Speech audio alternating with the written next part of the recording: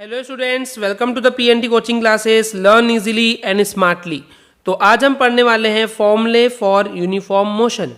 तो इसका मतलब स्टूडेंट्स, कोई एक हमारे पास ऑब्जेक्ट या बॉडी है जो कि मोशन कर रही है, एक प्लेस से दूसरे प्लेस पे जा रही है।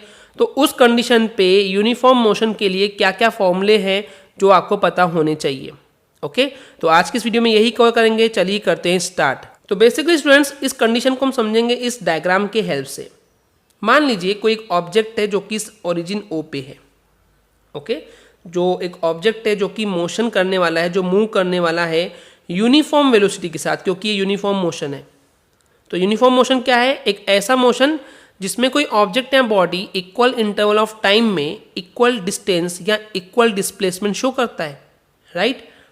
तो देखिए, एक कोई बॉडी या ऑब्जेक्ट है जो कि मूव कर रहा है यूनिफॉर्म वेलोसिटी v के साथ। ओके, एंड ये जो ऑब्जेक्ट या बॉडी है वो बेसिकली मोशन कर रहा है एक positive direction of x axis के साथ, यानी कि एक्स एक्सिस पे आपको नेगेटिव पार्ट भी मिलता है, पॉजिटिव पार्ट भी मिलता है एंड जीरो होता है। तो जीरो से पॉजिटिव तक के पार्ट को हम बोलते हैं positive direction of x axis, यानी कि एक्स एक्सिस के पॉजिटिव डायरेक्शन पे आपको वो पार्टिकल या ऑब्जेक्ट या बॉडी जो है वो मूव करते हुए दिखाई देगा। ओके, एंड ये जो ओ है, ये ओ बेसिकली ओरिजिन है। अब देखिए, यहाँ पे हम तीन कंडीशन मान रहे हैं। जब time t equal to zero था, यानी कि स्टार्टिंग होने वाला है टाइम, तो जो ऑब्जेक्ट या बॉडी है वो इस कैपिटल ए पॉइंट पे है एंड ये जो बॉडी है बेसिकली मूव करना स्टार्ट कर रही है। कुछ टाइम t1 टाइम के बाद देखते हैं तो वो जो बॉडी थी वो इस पॉइंट बी पे पहुंच गई। फिर कुछ समय बाद जब टाइम t2 हो गया तो वो ऑब्जेक्ट या बॉडी जो है वो इस पॉइंट सी पे पहुंच गया। ओके, तो देखिए हमने टाइम इंटरवल की बात कर ली है। ओके, टाइमिंग को लेकर के डिस्कस कर लिए। अब इसकी पोजीशन को लेकर के बात करते हैं। मान लेते हैं जब पॉइंट ऑब्जेक्ट या जो बॉडी है वो जब इस कैपिटल ए पे है तो ओरिजिन से इसका जो डिस्टेंस है, जो इसकी पोजीशन है वो x0 है, because time is zero, so x0। जब टाइम t1 हो गया तो उस बॉडी की जो पोजीशन है वो x1 हो गई। ओके, एंड जब टाइम t2 था तो इस ऑब्जेक्ट की जो पोजीशन थी वो x2 है। तो इस कंडीशन में हमने पिछले वीडियो में आपको बताए थे कि एक वेलोसिटी का फॉर्मूला क्या होता है। वेलोसिटी का फॉर्मूला होता है डिस्प्लेसमेंट अपॉन टाइम, यही होता है ना, displacement upon time interval. Okay, अब देखिए, अगर मैं डिस्प्लेसमेंट को ए बी के पॉइंट ऑफ व्यू से समझने की कोशिश करूं तो कैसे निकालूंगा? डिस्प्लेसमेंट क्या होता है? Final position minus initial position. तो क्या हो जाएगा? ये हो जाएगा A B and time interval कितना हो जाएगा? t1 माइनस जीरो, यानी कि t1। ओके, तो यहां से हम इस डिस्प्लेसमेंट ए बी को निकाल सकते हैं कि A B equal to v into t1, right. तो ये आ गया A B equal to v into t1। Okay, ये ए बी जो है डिस्प्लेसमेंट है, एक वेक्टर क्वांटिटी, इसलिए इसके ऊपर वेक्टर लिखा हुआ है। वी जो है वो भी वेलोसिटी है। ओके, वो भी एक वेक्टर क्वांटिटी है, इसलिए इसके ऊपर वेक्टर फॉर्म लगा हुआ है। अब इसी तरीके से हम ए सी भी निकाल सकते हैं। ए सी कैसे निकालेंगे?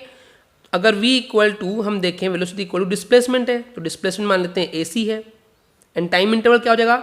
t2 माइनस जीरो, यही होगा स्टूडेंट्स।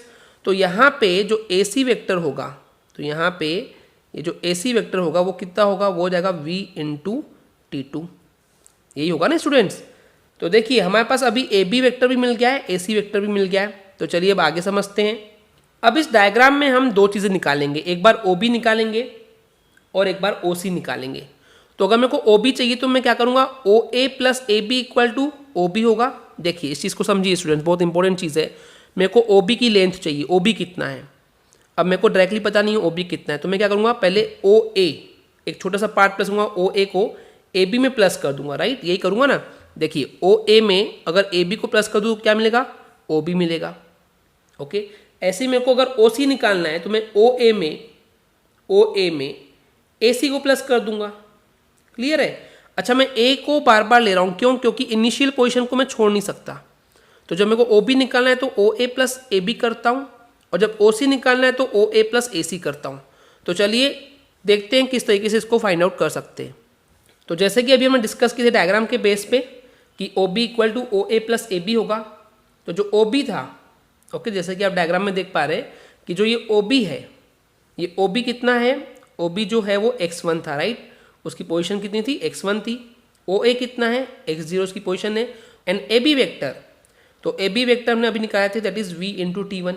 तो ये हो गया इक्वेशन नंबर 1। अब अगर मेरे को ओ सी निकालना है तो इसका फॉर्मूला अभी हमने डिस्कस किए थे, डायग्राम के हेल्प से ओ ए प्लस ए सी होगा। तो जो ओ सी का जो वेक्टर पोजिशन है वो कितना है, x2 है, राइट। ओ ए की जो पोजिशन वेक्टर है वो है x0 एंड ए सी अभी हमने निकाले थे, दैट इज vt2। ये हो गया इक्वेशन नंबर 2। अब अगर इस इक्वेशन 2 में से इक्वेशन 1 को मैं माइनस कर दूं तो क्या होगा, चलिए देखते हैं। तो ये हो जाएगा x2 vector minus x1 vector equal to v vector t2 minus v vector t1। अब देखिए x2 माइनस x1 वेक्टर जो है वो एज इट इज रहेगा, दोनों में से कॉमन कुछ मिल रहा है क्या, v वेक्टर कॉमन निकल रहा है, तो हो जाएगा ब्रैकेट में t2 minus t1।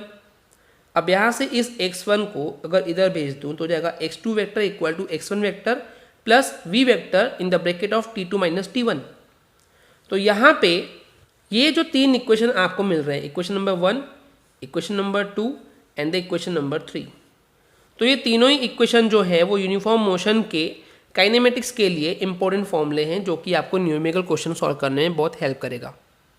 Okay, so nothing is too much tough actually students, simple सी चीज़ें हैं। डायग्राम को समझना है, तीन कंडीशन लेना है कि टाइम t0 है, t1 है, t2 है, उनकी जो पोजीशन वेक्टर है उस समय वो x0, x1, x2 है। सिंपली आपको वेलोसिटी का फॉर्मूला लगाना है, डिस्प्लेसमेंट अपॉन टाइम निकालना है, एक बार ए बी के लिए एक बार ए सी के लिए। ओके, एंड ओरिजिन से उनका कितना एक्चुअली पोजीशन है, ओके, डिस्प्लेसमेंट है, वो आपको सिंपली निकालना है एंड आपको ये तीनों ही इक्वेशन जो है वो 1 बाय 1 मिल जाएंगे। ओके स्टूडेंट्स, आई होप आपको क्लियर हो गया होगा। अगर आपको हमारी वीडियो से कुछ भी सीखने मिला या नॉलेज मिला तो प्लीज़ हमारे चैनल को सब्सक्राइब कीजिए एंड वीडियो को लाइक ज़रूर करें। आज के लिए इतना ही, थैंक यू।